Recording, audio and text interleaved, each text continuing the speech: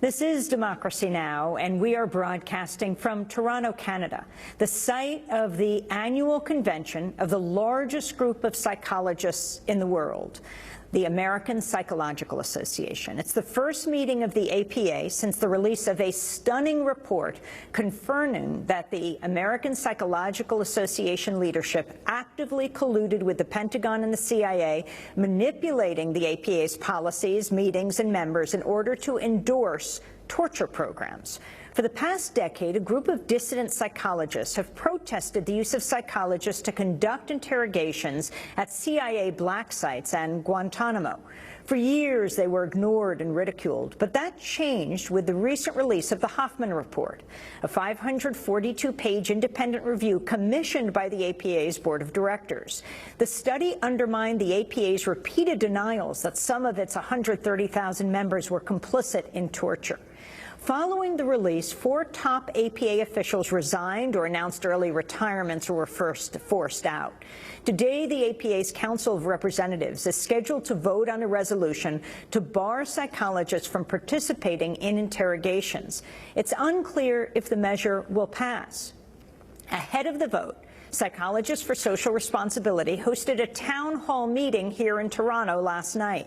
Speakers included New York-based psychologist Stephen Reisner, a leading critic of the APA's policies and founder of the Coalition for an Ethical Psychology.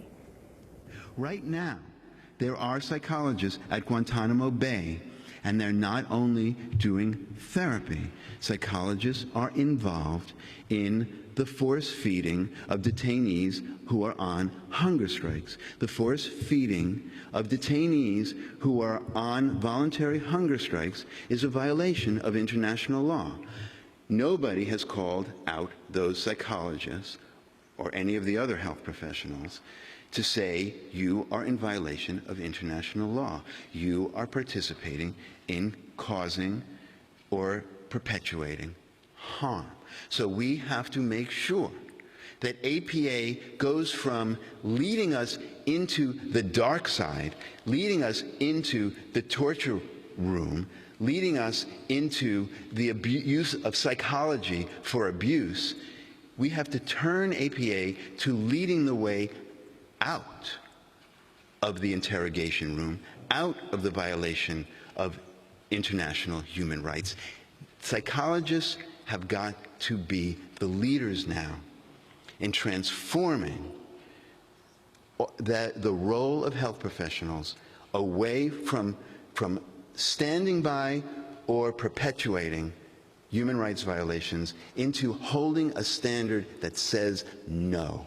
We will not be present at places where this happens. If we are, we will protest it and leave. It has to be a clear policy, which we've written.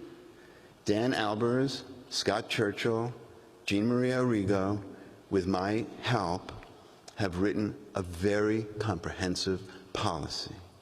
This policy prohibits psychologists from being present at sites that violate international law, from participating in national security interrogations, from overseeing national security detention sites when they exist to promote intelligence gathering or interrogations. This is a good policy.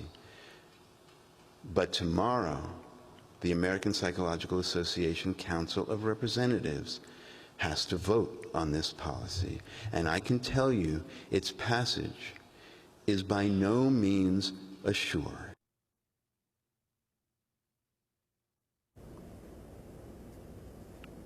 That's Stephen Reisner, a founding member of the Coalition for an Ethical Psychology, speaking last night at a town hall meeting here in Toronto, where the American Psychological Association is holding its annual convention.